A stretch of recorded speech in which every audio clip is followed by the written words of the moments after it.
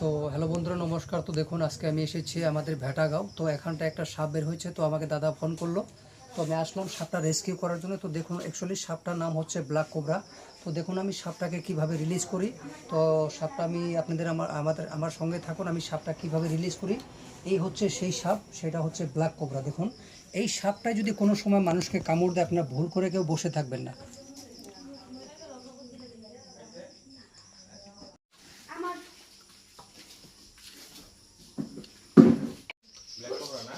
হ্যাঁ, খাতরা তো, বিরাট খাতরা। বেশি হাল্লা করা যাবে না। হ্যাঁ, বেশি হাল্লা করলে সেটা ভাঙবে।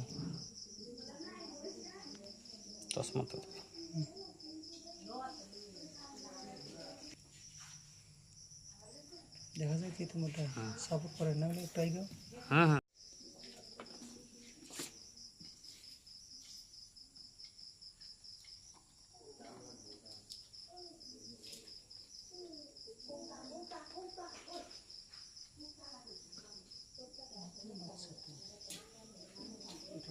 হুম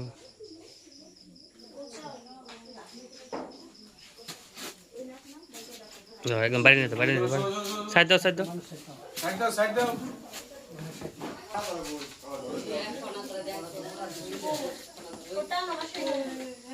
কোটা লাগবে, কোটা দাও একটা।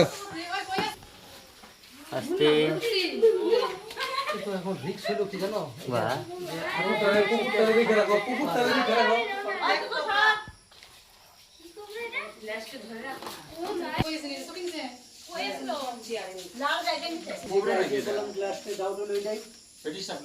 না কেরা জানি কইলো যে আমি দেখতাছি যাই নাই পারো।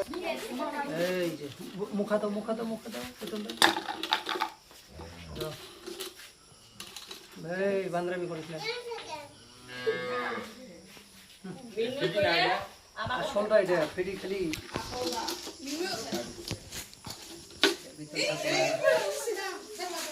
কই জায়গা আরো যাওয়ার কাম শেষ।